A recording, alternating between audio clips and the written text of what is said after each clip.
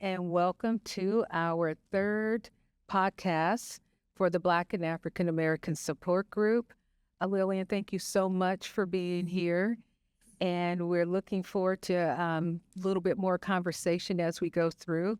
I just want to share that the Black and African American Support Group is now in its 6th year. We started in July 2020, and here we are now, August 2026.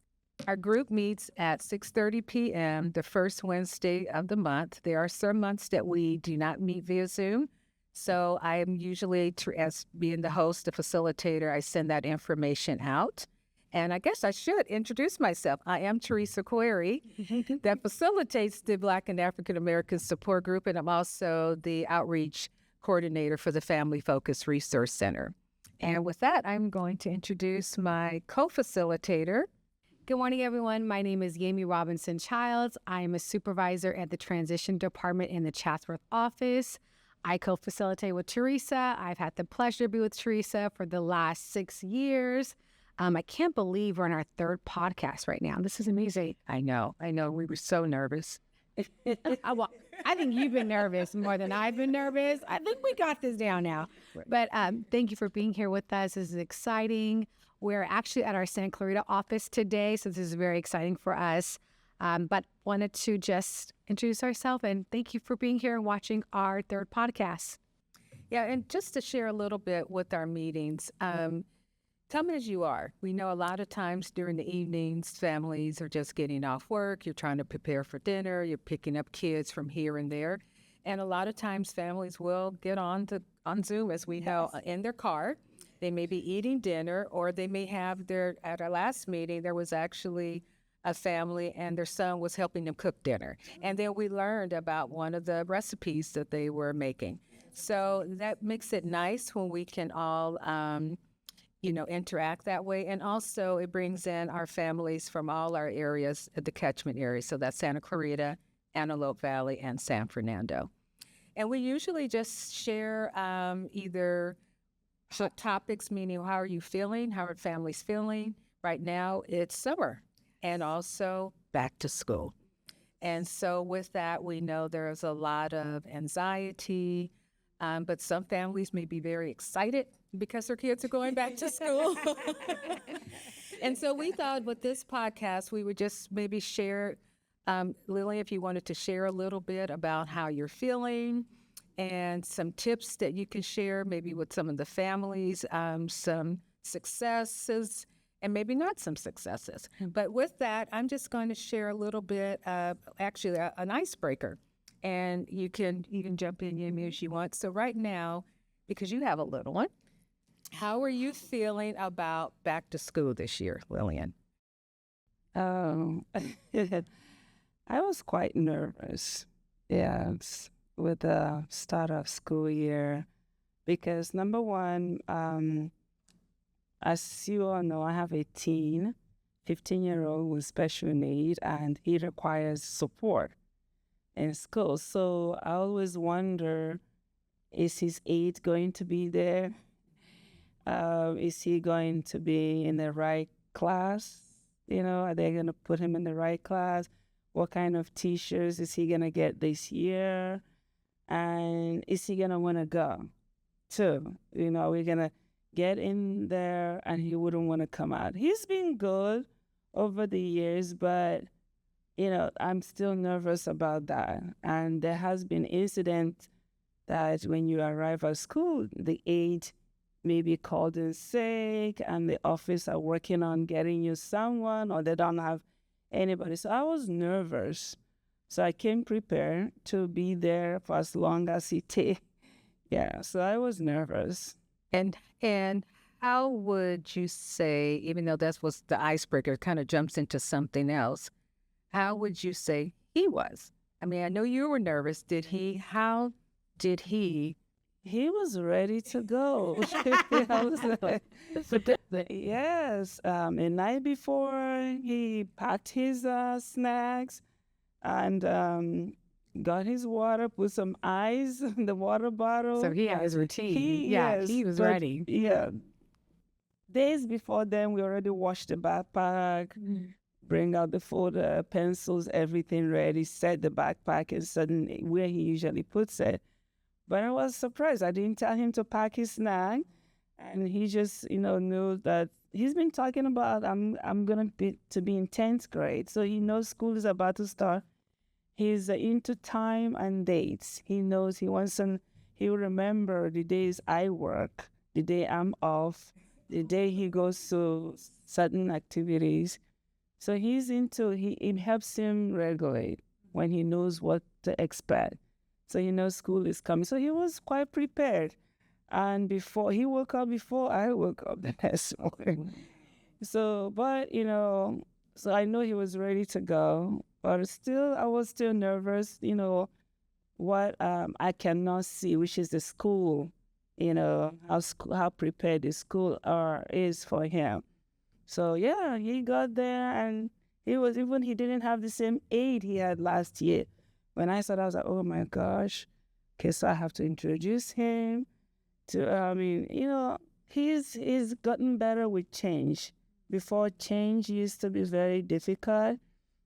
And he's realizing that it's okay. People might not be there all the time, but it's okay.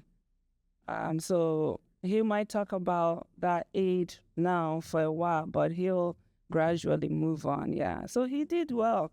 The first day, yesterday was the first day. Oh, yesterday was the first. Yes. So with that, what would you say help prepare him for some of these great transitions? Because we know some families that are watching that's not my child.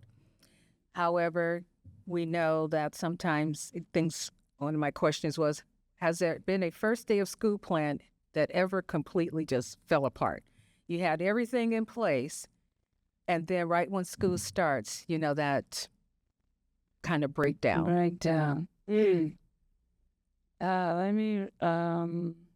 Yes, I'm a planner. Okay, there you it helps me plan things ahead. Like, I think maybe him getting sick, that was, there was a year, I think it was 5th grade.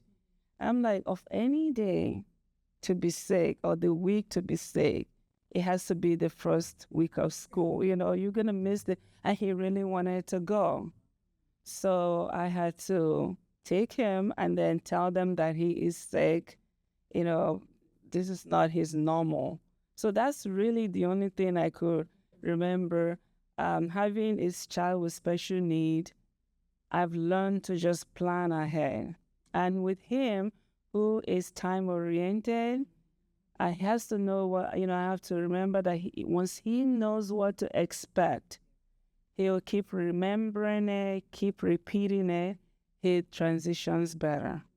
I think that's a really good tip for parents, is the planning and knowing what the expectations are for any child, but definitely for a child with special needs. I'm not a psychologist. My kids are older now, but I do believe, I totally agree with you. I think the preparing and for them to know what to expect, what's coming next. Right. And even when he was going from elementary school to junior high, I had to take him to the school during the summer. I drove him to that new school. Oh, that's and I told brilliant. him, you are not more going here. Okay, no more. I have to just find the words that can help him understand. No more. I mentioned the name of the school. We are here now. So when we are going to school, this is the way we're going to go. Because he's also into road. Where are we going? Say, okay, we're going to go through the street and we're going to turn right. And that's, once he knows the road, it helps him too. So I had to drive him around the school. We circled the school during the summer. So he was that helps him a lot. That's a great tip. That's a red. Yeah. And I was thinking that's a small win. Oh, yeah. A small win. Yeah. For a big celebration. Right. Yeah. It's with Jonathan, it's been a journey. And he was nonverbal, to start. I never, I didn't want to believe that he wouldn't talk. I mean, because I'm like, if I believe that he can talk, then who will believe that he could talk? So I have to always be positive, you know?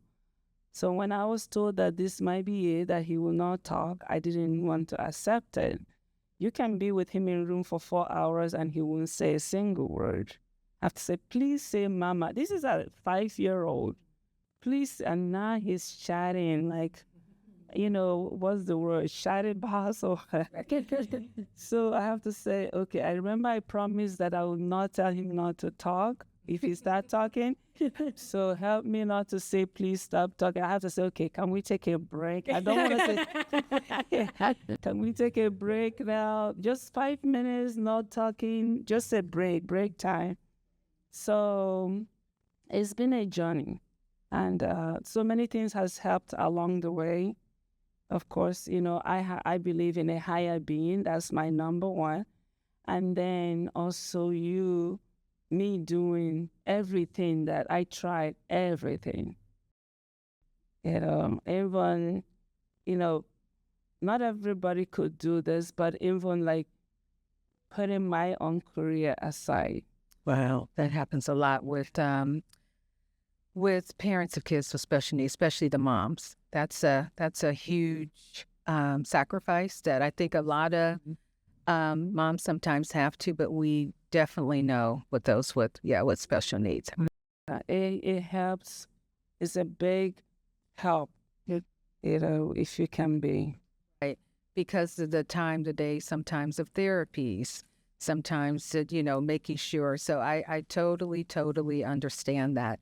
And I did want to ask you, and I know some of this was icebreakers, some of this, but some jumps right into the back to school. What would you say is one back to school thing you have learned not to stress about as much?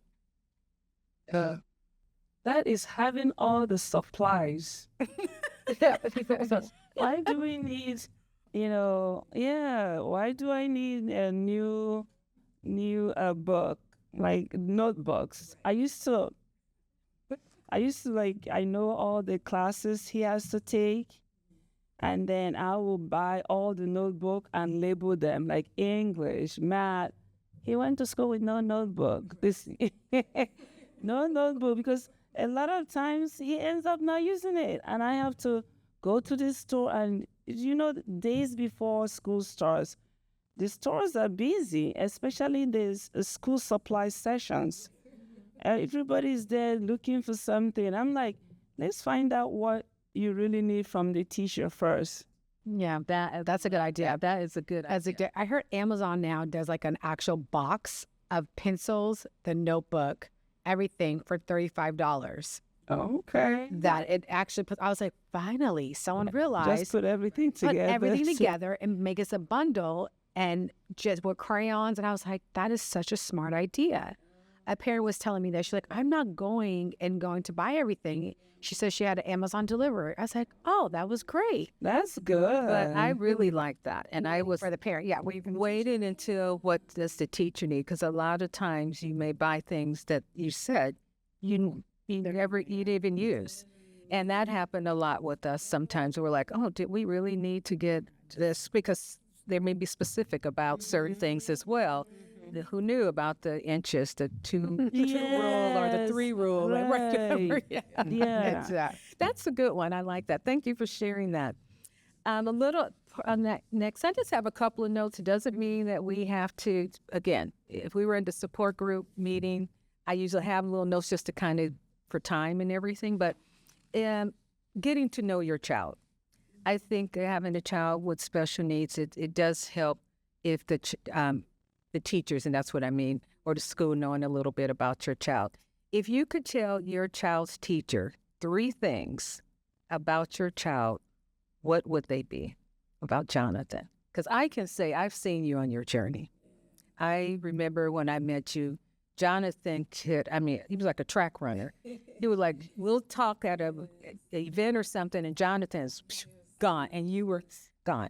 And over the years, and then the last time I saw you and you came to the table with Jonathan, and you're right, who's now here. he was just there.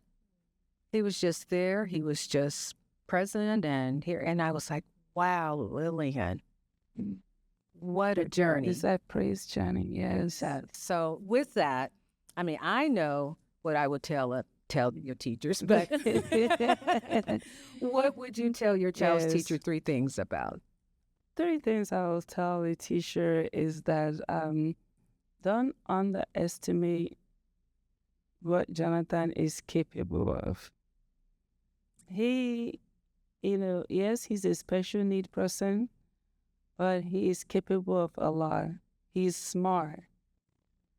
So whatever you are teaching other kids, whatever you think other kids who are maybe more verbal, who can advocate for themselves better, whatever you are getting them involved in or teaching them, include Jonathan.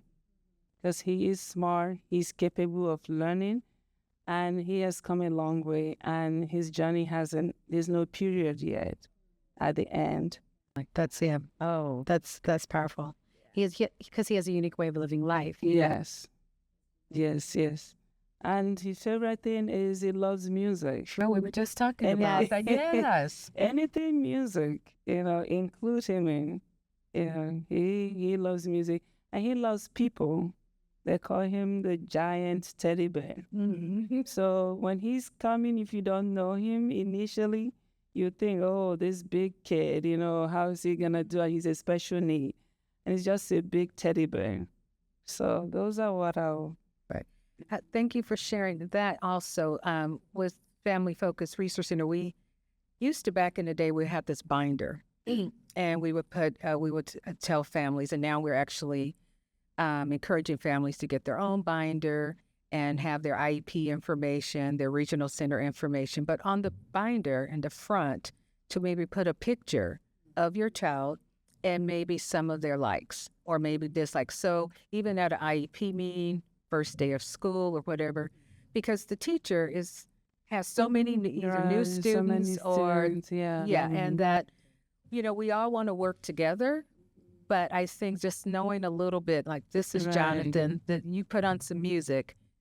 And usually a lot of times in classrooms, they'll turn on music for a little bit. But that's just a little tip as families are listening to this, is as much as you can, maybe put a little something together. First day of school, I would say remind them later, maybe even just saying, this is who's in your classroom. This is his likes. These are some dislikes. And we all kind of work together. Mm-hmm. Yeah, that's amazing. So we've talked a little bit about school mornings. Do you have a back-to-school shortcut? I think we were mentioning that. What is something you have given yourself permission not to be perfect about? I know you said not to buy the school supplies, but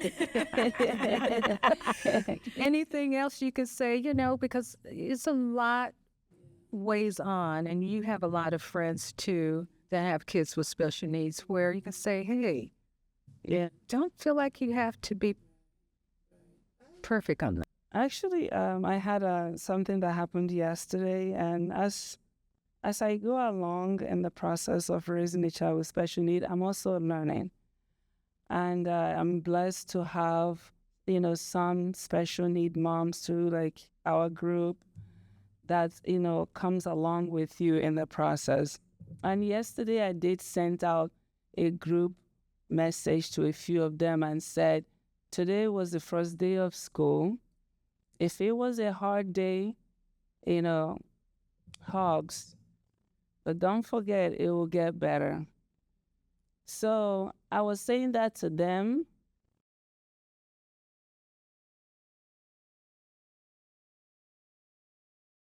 But I was also saying it to myself. I didn't think I was going to get emotional. Thank you. This is life.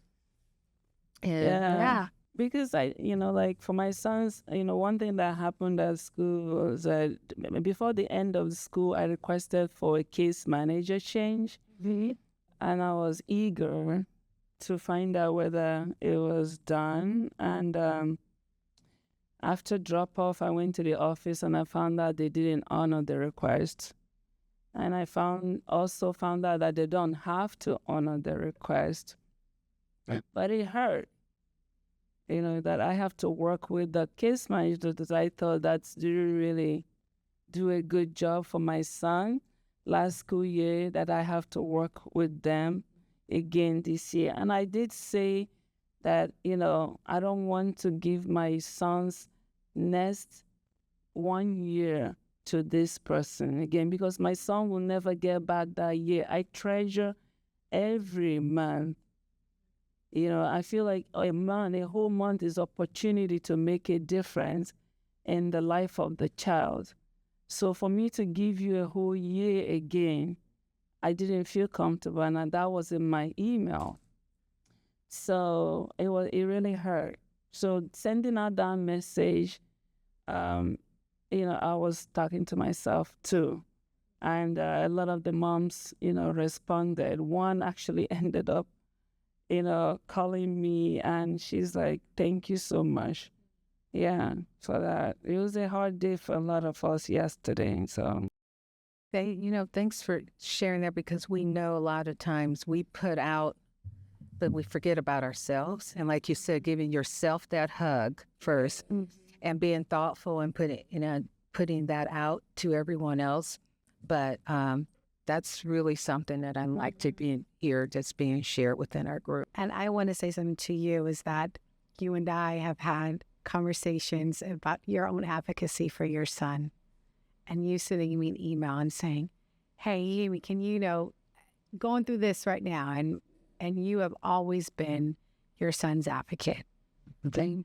And not trying to, I'm going to say this to everyone, Jonathan's part of self-determination program, because because you have been very vocal and you jumped right into the program.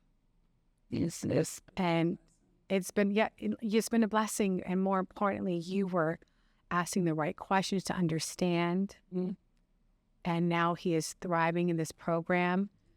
And I'm sorry to hear regards to school, but again, your voice has led him to this program that he's part of, and the opportunities he's been able to, different services that you've never thought of, that were like, hold on, Yemi, I can do this. It's like, hold on. I was like,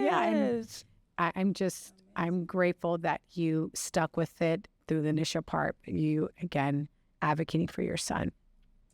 And that's something that we, like, Lillian has been part of, I don't know how many years, but you come in and out in the group, and you always share, and you give tips or recommendations or resources. You bring and a friend. You bring always a bring a friend. You always take, like, Lily, tell me along. I'm like, okay, all right.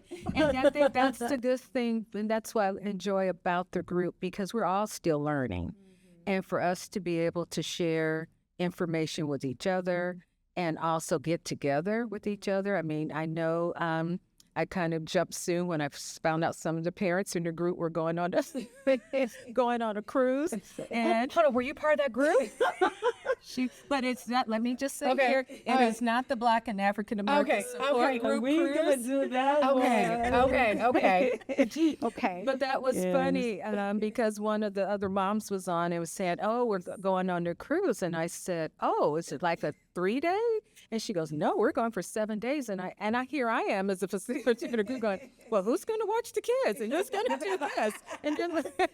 And then she said, "No, we're going." And I know there was not I know the cruise was not geared to moms with kids with special needs, but some kind of way that took off. People were emailing me, "How do I get on that cruise?" We have to do it. We have to do special moms one for sure. Yeah. Right. Well, you guys put it together. Oh, okay. You're the planner. You're the planner. Not next year, because the hubby wouldn't want me to do back-to-back again. But yeah, hopefully. But that's an encouragement to maybe some other families that are listening to, think about next summer or some of the breaks and using your services. through Regis. I was going to say, I'm not sure if you about the respite part, but really taking care of yourself and another thing is it's good for the kids. The best thing you can do for them is to take care of yourself. Because if you are healthy mentally, physically, you are then able to take care of them. I learned that a couple of years ago, and it has really helped. I didn't think I would be able to be in that cruise. Do you know I had the opportunity to even buy the internet to be connected, but I didn't. You didn't? No, because I'm like, I really wanted to disconnect. Because if I wasn't here tomorrow, I think one of the things I want to that I do think about, and I want to be sure, and I want to make sure it will happen, that he will be all right. How can I know if he's going to be all right if I don't even, give it a try? Disconnect. The husband is not going to kill him. The older brothers are not going to hurt him. They're going to actually take care of him just like how you do. They might forget little the swimming lesson. We were St. Cross and I got a network and my husband is like, can you please cancel the swimming class because I'm not going to be able to take him. I'm like, okay, fine. I canceled it. So they survived. He went to his social skills. He went to all his, I took him off of camp that week because, so they don't have to do every day going to the camp just to give him a break. But he went to all his appointment, his speech therapies. He survived. So it helps too for kids there's a certain amount of structure, but to know that everything is not just going to be that same way all the time. And that flexible part needs to come in because we know things can just happen. Mm-hmm. And a lot of kids, and we know as we're having this, that we do know that some kids just definitely need that structure and that structure. But then when something just out the blue happens, it's hard for them to navigate that. It's good to practice, things not being the same. Mm-hmm. It really is, yeah. Right. Well, with that, I'm just going to say, and we're going to close out a little bit, but I'm just going to ask you, Lillian, to finish this sentence. This school year, I'm giving myself permission to be stress-free. Okay. I love that. Definitely. Don't stress over the little stuff. I didn't get the case manager. Oh, well, Right.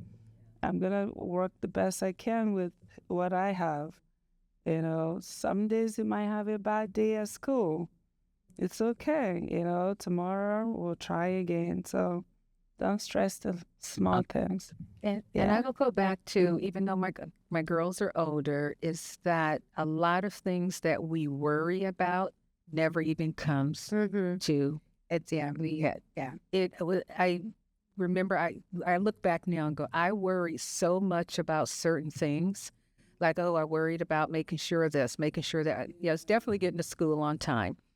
But like you're saying, worrying about maybe the school supplies, worrying about, and most of everything just sort of fell into place. I wasn't being oblivious, not thinking, but there were certain things that I just lost sleep over. And it is sometimes we just can't have control over. Yeah, we can't, yeah. I did want to, and I think with that, Lillian, I'm going to thank you for sharing your experience, and I'm reminding our listeners that every child and family gets to define their own successful year. We're hoping that we'll be meeting in September. Our September meeting, we will just actually maybe share a little bit more back to school with some of the other families in the group. October, we're going to have a speaker that will come in from Department of Mental Health that's going to talk about 988, which is a resource for families to connect to for non-crisis. I guess that's just what you would mention, non-crisis a phone line. So she's going to come in and talk a little bit about that. And then in October, we will have someone come in and talk about sensory and different apps that can help with that and things that can help in school. But with that, also, Yemi will usually, this is the time, so I will say in our group, we will discuss, when we wrap it up, we usually talk about what's coming up from Regional Center, and Yemi usually does a little update, and then I will turn it back around to myself to talk a little bit about family focus and a couple of things.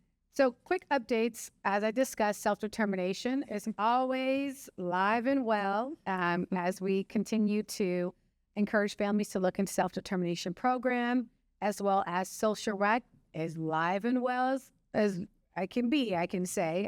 As we wrap up the summer program, I can't believe I'm going to say this, start looking for winter programs.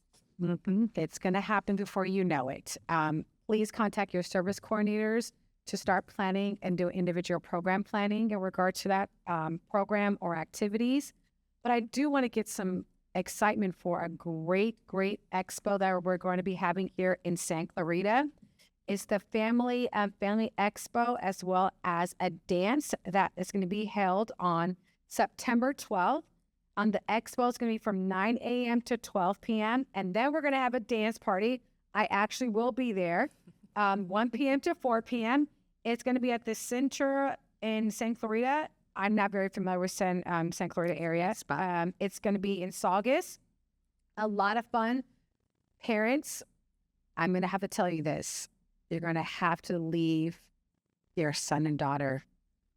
There's going to be an area for you. Okay. That's going to allow you to just hang out. Oh, that's nice. But you're going to have to leave them and enjoy themselves to meet other individuals.